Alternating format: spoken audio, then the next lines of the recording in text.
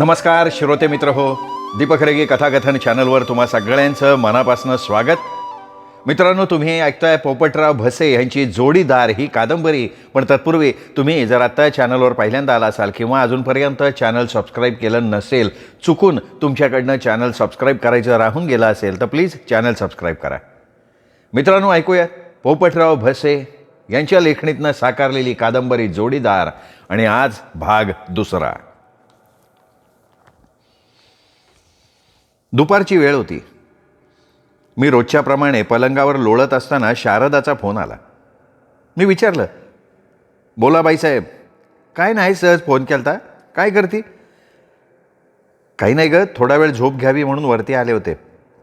पापड्या मिटल्यानं इथलूच ती डोळत पडली आहे. मी तिसगावला जाणार आहे का?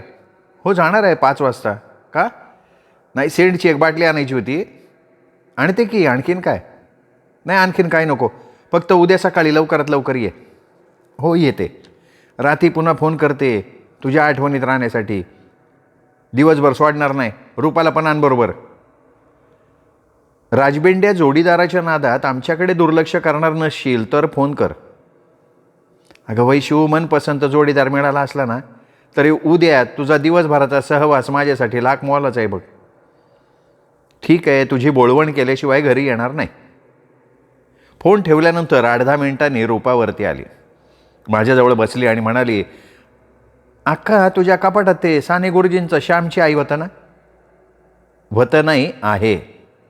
मला वाचायची ती एकदा. का ग? श्यामची आई कशी होती ते जाणून घ्यायचे मला. रूपाच्या डोळ्यात एकाएकी पाणीच आलं. माझं काळीच ठिकाणावर राहिलं नाही. झटकन उठले, तिला मिठी मारली. ममतेनं तिला कुरवाळत म्हणाले, अगं वेडी आहेस का तू? हे बघ, आमचा तू जीव का प्राण आहेस. आम्ही तुला अंतर देऊ असं वाटतंय का? तसं नाही, पण माईचा आजार तर लय वाढत चाललाय. अगं आम्हाला माहिती नाही आहे का ते? माई अंथरुणावर नसती तर किती आनंदाने आपण दिवाळी साजरी केली असती. तिला आनंदी ठेवायचं, तिची मनोभावे सेवा चाकरी करायची, एवढंच आपल्या हातात आहे आता. मोठ्या प्रयासानं रूपाची समजूत घालावी लागली. ती थोडी निवळल्यावर कपाटातनं श्यामची आई काढून दिली, तिच्या हातात ठेवली आणि म्हणाले, हे बघ, श्यामच्या आईमध्ये आणि आपल्या आईमाईमध्ये काहीही फरक नाही. आपल्या आयांनी कधी वाईट वंगाळ शिकवलं नाही. चोरी, शिंदळकी, लबाडी शिकवली नाही त्यांनी. श्रद्धा, समता, आदर, भक्ती यांचे आपल्याला वेळोवेळी धडे दिले त्यांनी. दया, माया, श्रम, प्रेम, सहानुभूती स्वतःच्या वर्तनानं त्यांनी पटवून दिली. यापेक्षा श्यामची आई वेगळी नाही. तरीसुद्धा वाच एकदा. मुलांवर करायच्या संस्कारांचा या पुस्तकात भला मोठा वस्तुपाठ आहे. अगं अभ्यासाकडे लक्षच लागत नाही. लय अस्वस्थ वाटायला लागतं, म्हणून वाचायची इच्छा आहे. चल खाली, तू माईंच्या जवळ जाऊन बस, मी आपल्यासाठी कॉफी करून आणते. मी उभी राहत म्हणाले, थांब थोडा वेळ, तुला एक बातमी सांगायची मला. कोणती बातमी ग? मी आश्चर्यचकितच झाले. अगं बातमी आहे मधुभाऊच्या संबंधी. हो सांग की. अगं मधुभाऊ नपुसक आहे असं इथल्या कोणीतरी काळेवाडीत जाऊन सांगितलं. मधुभाऊची होणारी बायको पळून नाही गेली. तिच्या बापाने तिला तिच्या नातलगाकडे लपवून ठेवलंय. लग्न मोडण्यासाठी तिला शोधायचं, त्याने फक्त नाटकच केलं. ही बातमी ऐकली आणि मला धक्काच बसला. थोड्या वेळानं मी रूपाला विचारलं, अगं कोणी सांगितलं तुला? हे बघ, सांगणाऱ्याचं नाव नाही सांगणार मी. बातमी सत्य आहे. आपल्याला आधी जे समजलं होतं ना ते सगळं खोटं होतं. हां, म्हणजे खरा प्रकार मधुभाऊंना, मामा मामींना माहीत झाला असावा. एवढ्या मोठ्या बदनामीनं कोण खचणार नाही ग? कोणाचं षडयंत्र असावं हे? अगं ती बदनामी त्या सज्जन माणसांच्या जीवारी लागली अक्का. खरं आहे तुझं. मामी डोळ्यात पाणी आणून त्या दिवशी असंच काहीतरी म्हणाल्या. आई माईला विचारलं, यातलं अवाक्षर आता कोणाला सांगू नकोस. कारस्थान करणाऱ्याचं नागेश्वर बघून घेईल. उद्या शारदाचं लग्न आहे. आपल्याला उद्या सकाळी गावात जायचं आहे. आई माईजवळ थांबणार आहे. चल. चेहऱ्यावरचे भाव झटपट बदलून मी शांतपणे म्हणाले, रात्री झोप लागेपर्यंत फक्त मधुभाऊंचेच विचार माझ्या मनात घोळत होते. विषादानं काळवंडलेली त्यांची केविलवाणी मूर्ती राहून राहून नजरेसमोर तरळत होती. त्यांच्या अन्नात माती कालवून, त्यांची बदनामी करून, त्यांच्यावर असला घाणेरडा आरोप करून काय मिळालं असेल कोणाला? वार करायचा तर समोर न करावा ना. अशा प्रकारे पाठीत खंजीर खुपसू नये. नामर्द चांडाळांनी असली हीन कृत्य करावीत. मधुभाऊ गरीब आहेत. गावकी भावकीच्या राजकारणापासून 4 हात दूर आहेत. ते आपलं काहीही वाकडं करू शकणार नाहीत. म्हणून मानवतेला काळीमा फासणारं असलं नीच कृत्य करायचं असतं का? हे कसलं असलं आसोरी समाधान. दुसऱ्या दिवशी शारदाकडे जायला 10 वाजले. रूपा बरोबर होती. 5:30चा विवाह मुहूर्त असल्यामुळे बाबा 5 वाजता येणार होते. वराड रेवापूरचं आणि तेही वाखारेंचं येणार आहे हे आम्हा दोघींच्याही लक्षात आलं नाही. घरून आईचा फोन आल्यावर चूक लक्षात आली. या निमित्तानं रेवापूरची बरीच मंडळी माईच्या भेटीला आली. आम्ही येऊ का म्हणून मी आईला विचारलं तर बयो आहे, तुम्ही येऊ नका असं म्हणाली. नवीन प्रथेप्रमाणे शारदाचा टिळा अगोदर झाला होता. विशाल भाऊंनी हायस्कूलच्या मैदानात साखरपुडा, हळदी आणि लग्न समारंभासाठी टोलेजंग मंडप घातला होता. शारदाला फोन करून आम्ही सरळ लग्न मंडपाकडे गेलो. कल्पना वहिनींची लगबग चालू असलेली दिसली. आम्हाला बघताच त्या जवळ आल्या आणि म्हणाल्या, वंस नचुडा भरायला का सर आलाय, येतीन एवढ्यात. अक्का, वराडी येईपर्यंत आपण व्हरांड्यातल्या बाकावर जाऊन बसायचं का? रूपानी मला विचारलं. काही हरकत नाही. मीही होकार दिला. आम्ही बाकावर जाऊन बसल्यावर 5-6 मिनिटांनी मधुभाऊ संतोषबरोबर व्हरांड्याकडे येताना दिसले. 10-12 फुटांवर आल्यावर त्यांची माझी नजरभेट झाली. त्यांना विषाद लपवता आला नाही. त्यांनी हसण्याचा फसवा प्रयत्न केला. ते समोर येऊन उभे राहिल्यावर मी आपलेपणानं म्हणाले, बसा ना मधुभाऊ, वराड यायला अजून 15-20 मिनिटांचा अवधी आहे. तुम्ही कधी आलात? शेजारच्या बाकावर बसत मधुभाऊंनी विचारलं. काय 8-10 मिनिटं झाली. माई कशा आहेत? त्यांचा आजार वाढत चाललाय असं रोज ऐकायला मिळत आहे. आपल्या हातात काय आहे? करता करविता वरचा. नशिबात जे असेल ते घडेल. आता कुठल्याही चमत्काराची अपेक्षा नाही राहिली. पतिव्रतेच्या गळ्यात धोंडा, वेश्येला मणिहार, सगळं उलटं चाललंय बघा. शिष्य मागतो समाधी, पुत्र मरे बापा आधी, असं सुद्धा म्हणा की मधुभाऊ. कसं आहे ना मधुभाऊ, परमेश्वरी लीला आपल्या समजण्या पलीकडच्या असतात. अहो, माईंसारख्या पुण्यवान साध्वीच्या नशिबी अशा प्रकारच्या मरणयातना आल्या आहेत म्हणून सगळा गाव हळहळतोय. अहो, या कलियुगात काय चिरंतन आहे. जसं येणं तसं जाणंही. सुखदुःखाचंही तसंच असतं. आजचं दुःख उद्याचा आनंद घेऊन येतं. देव दयाळू आहे मधुभाऊ. चांगल्या वाईटासाठी त्यांनी उगाच स्वर्ग नरकाची निर्मिती केली आहे का? मर्त्या माणसाला आपल्या कर्माप्रमाणे फळ मिळाल्याशिवाय राहत नाही. माईसाठी परमेश्वरानं मोक्षाचं दार उघडलंय असं समजून आम्ही आमच्या मनाची तयारी केली आहे. काय फिलॉसॉफी तुझा स्पेशल विषय काय?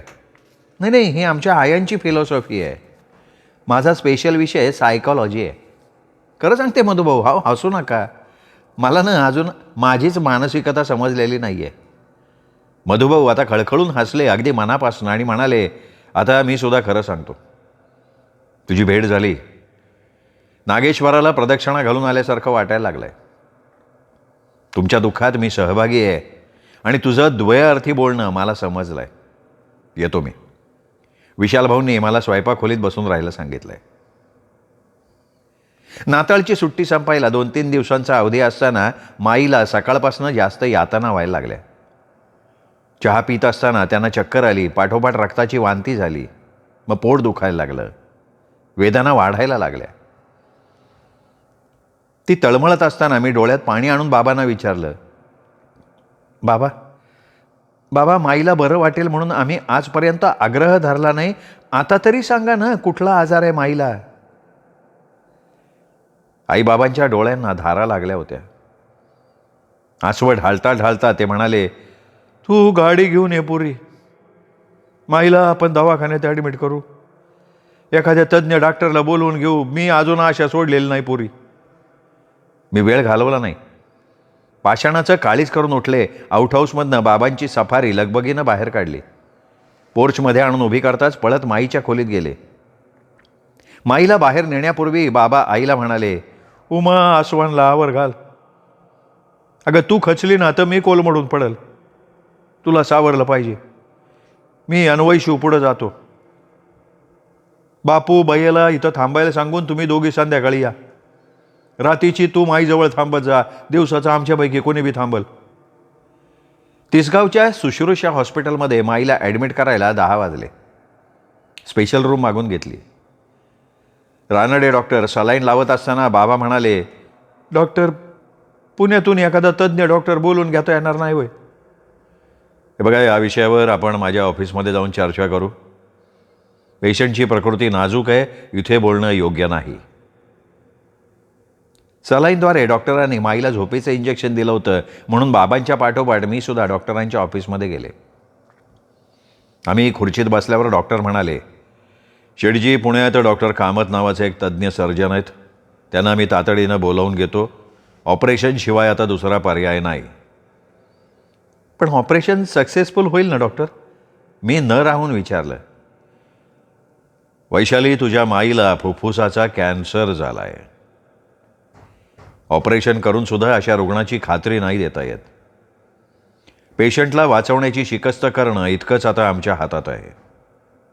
मला अश्रूंना आवर घालता आला नाही. रडता रडता मी म्हणाले, डॉक्टर, माझी माई जगायला हवी.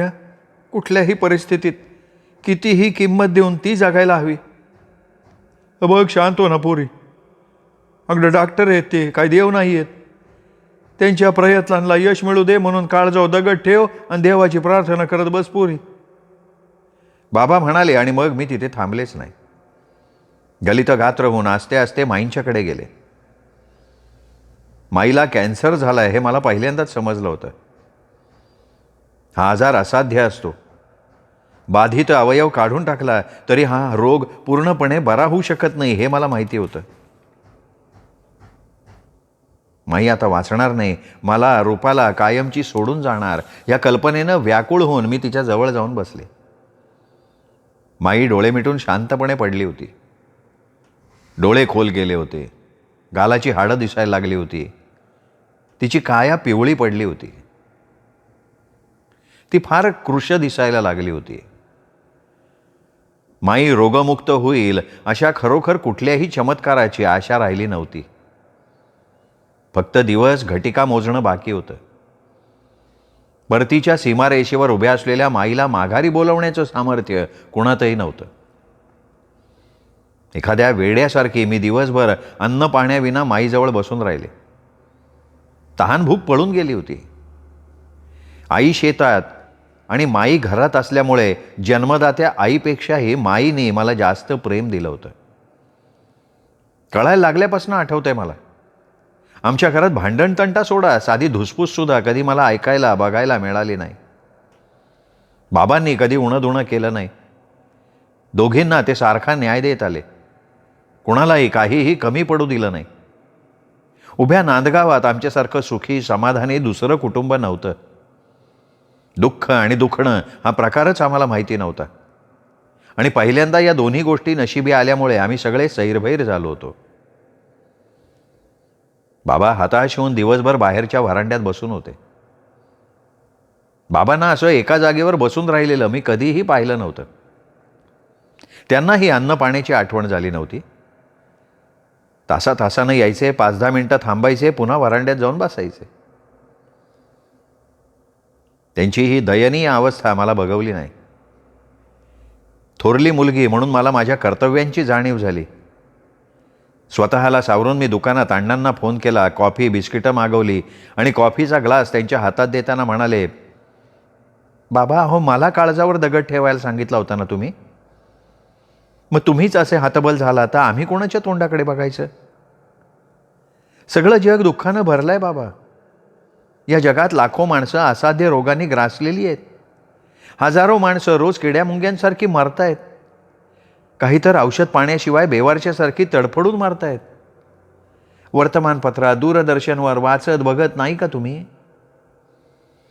आणि ज्याला जन्म आहे त्याला मृत्यूसुद्धा आहे हे मी तुम्हाला सांगायला पाहिजे का? तुम्ही स्वतःला सावरायला हवं बाबा. माईला वाचवण्यासाठी तुम्ही एवढे प्रयास केलेत. समजलो पोरगी, समजलो. अगं कधी झाली तू एवढी शहाणी? रूपापेक्षा माईने तुझ्यावर जास्त प्रेम केलं. तू दुबंगली आहेस माहिती मला. अगं मला उभारी देण्यासाठी तू. बाबा बाबा आता तुम्हीच आमचे सर्वस्व आहात. सकाळपासून तुम्ही पाण्याचा थेंबही घेतलेला नाही तोंडात. आईला समजलं ना तर आई मला माफ करणार नाही. कॉफीबरोबर 4-5 बिस्किटं तरी खा. संध्याकाळी 6 वाजता आई रूपाबरोबर आली. तासाभरानं रूपाला घेऊन मी गावी गेले. बाबा 9-10 वाजेपर्यंत येतो म्हणाले होते, पण ते आलेच नाहीत. 11 वाजता त्यांना फोन केला तर उद्या सकाळी येतो म्हणाले. दुसऱ्या दिवशी 4 वाजता पुण्याचे कामत डॉक्टर आले. माईच्या आजाराचे सगळे पेपर बघितल्यानंतर त्यांनी बाबांना बोलवून घेतलं. मी सुद्धा गेले. डॉक्टर आम्हाला समजावण्याच्या सुरात म्हणाले, ते बघा ऑपरेशन केलं तरी मी गॅरंटी काही देऊ शकणार नाही. नाहक ₹1,00,000-1,50,000 पैशापेक्षा माईचा जीव महत्त्वाचा आहे डॉक्टर. पैशाची आम्हाला नाही परवा, तो काय कधीही कमावता येईल. मी मध्येच म्हणाले, ठीक आहे, आम्ही लागतो ऑपरेशनच्या तयारीला. तुम्ही 2-3 तासात कॅशियरकडे ₹1,00,000 जमा करा. चेक दिलात तरी चालेल. माईला ऑपरेशन थिएटरमध्ये न्यायला रात्रीचे 8 वाजले.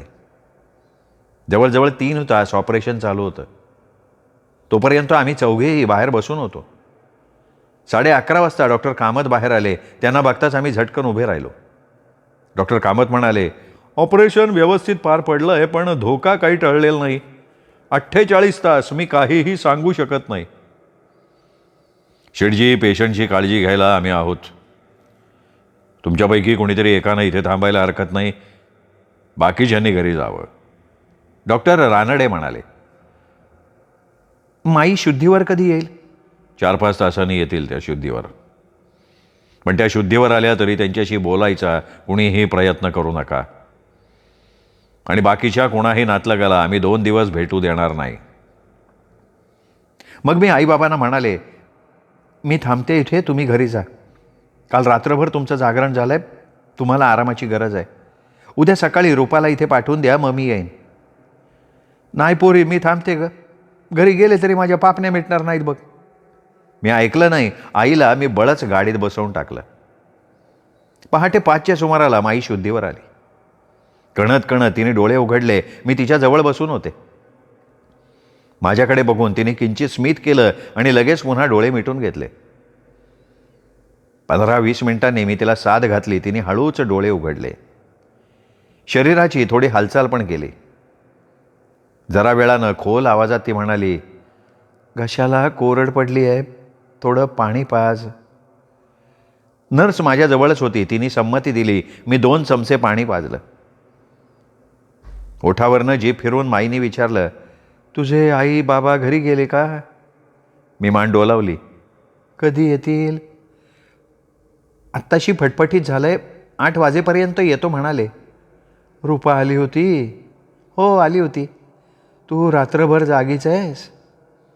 आता आई आली ना की दुकानात जाऊन 1-2 तास झोपीन मी. अगं एवढी दगदग तुला नाही सहन होणार. माई डॉक्टरांनी तुला बोलायला मनाई केली आहे. अगं माझ्या आजारपणामुळे तुझे बाबा खचलेत. बाईंच्या तोंडचं पाणी पळालंय. हे बघ, हळूहळू सगळे व्यवहार माहिती करून घे. त्यांची धावपळ थोडी कमी कर. बोलता बोलता माईला दम लागला. नंतर बोलता येणार नाही का माई? नंतर? अगं नंतरचा काय भरवसा वैशू? असं का बोलतीयस माई? हे बघ पोरी मी तृप्त आहे. वंशाला दिवा देऊ शकले नाही ही एक गोष्ट सोडली तर माझ्या सगळ्या इच्छा पूर्ण झाल्या आहेत पोरी. तुलाच समजतो आम्ही आमचा मुलगा. माईच्या डोळ्यातच पाणी आलं. ती पुढे बोलली नाही. डोळे मिटून तासभर शांतपणे पडून राहिली. 7 वाजता दोन्ही डॉक्टर आले. कामत डॉक्टरांनी केस पेपरवर औषधोपचारासंबंधी 4-5 सूचना लिहिल्या. माईला पुन्हा तपासलं आणि मग काही न बोलता ते बाहेर निघून गेले. केस पेपरवर नजर फिरवून मी नर्सला विचारलं, काय लिहिलं आहे डॉक्टरांनी? ते सलाईनमधनं द्यायच्या इंजेक्शन संबंधी आणि खाण्यापिण्याविषयी. आजचा दिवस काही द्यायचं नाही, फक्त नारळ पाणी द्यायला हरकत नाही. 8 वाजता रूपासह आईबाबा आले. त्यांना बघून माईचा चेहरा फुलला. तिन्ही बाजूनी तिघे जवळ बसल्यावर तिने विचारलं, पोट बरंच फाडलेलं दिसतंय, किती टाके घातलेत? न काय माहीत नाही, पट्टी बदलायची वेळी समजेल. मला तुमच्याशी थोडं बोलायचं आहे. अगं थोडं का? बरं वाटायला लागल्यावर पाहिजे तेवढं बोल, आत्ता नको. पण आत्ताच बोलायचं आहे. अगं ऐक ना, पेशंटला बोलू देऊ नका असं डॉक्टरने बजावून सांगितलंय.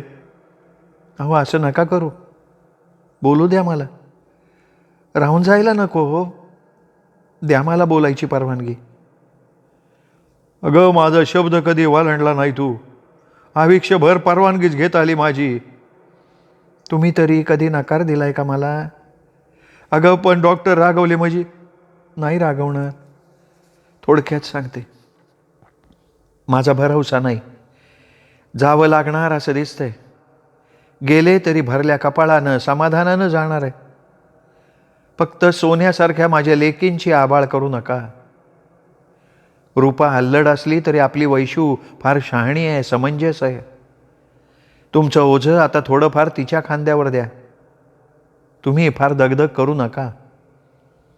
प्रपंचाचा गाडा ओढायला बाई समर्थ आहेत, तरीसुद्धा शेतातल्या कामातून त्यांना सुट्टी द्या. लोकांच्या डोळ्यात आपलं वैभव सलतंय.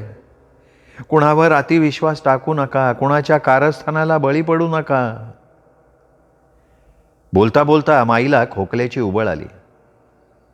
खोकून खोकून तिचा जीव घाबरा झाला. पोटातही कळा यायला लागल्या. डॉक्टरांना तातडीने बोलवावं लागलं. त्यांनी सलाईनमधनं लागोपाठ 3 इंजेक्शनं दिली. माई कधी कोमात गेली हे त्यांनाही समजलं नाही. 10 वाजता नाना नानी आले. आम्ही चौघेही वरांड्यात बसून होतो.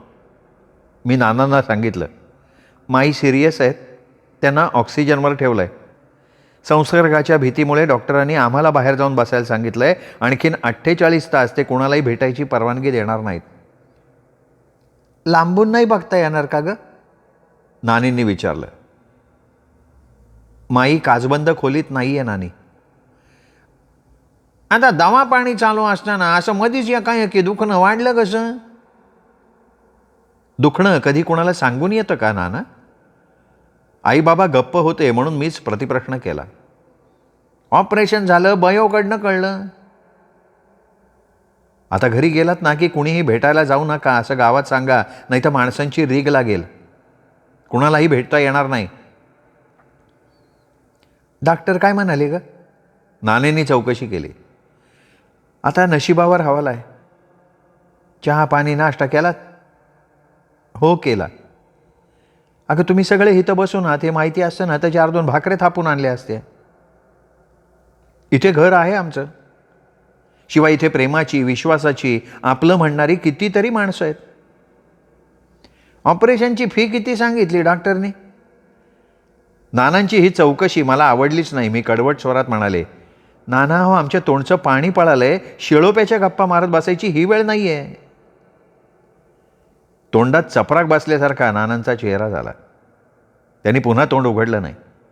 नानींनाही अवघडून गेल्यासारखं वाटलं असावं. थोडा वेळ थांबून त्यांनी निरोप घेतला. त्यांच्यानंतर अर्ध्या पाऊण तासांनी विशाल भाऊ आणि संतोष भाऊ आले. कल्पना वहिनींनी डबा करून दिला होता. संतोष भाऊंनी काळा खजूर आणि सफरचंद आणले होते. त्यांना मी विचारलं, मधुभाऊंना समजलं नाही का? नाही नव्हतं समजलं. मी मागाशी फोन करून सांगितलंय कामावरनं सुटल्यावर इथं येणार.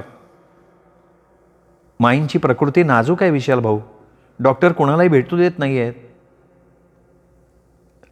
विशाल, तुमच्याबरोबर वैशूला घेऊन जा. रातभर ही माईच्या जवळ बसून होती. रूपा तू पण जा घरी, उद्या सकाळी या. आणि तुमचा संध्याकाळचा डाबा अण्णा येणार आहेत घेऊन. दुसऱ्या दिवशी सकाळी तिसगावला जायची आमची तयारी चालू असताना 7च्या दरम्यान अण्णांचा फोन आला. 6:40 माईची प्राणज्योत मालवली होती. मी मोठ्यानं टाहो फोडला. रूपा काय समजायचे ते समजली. मला मिठी मारून धाय मोकलून रडायला लागली. आमच्या आक्रोशानं सगळा नंदादीप हादरून गेला.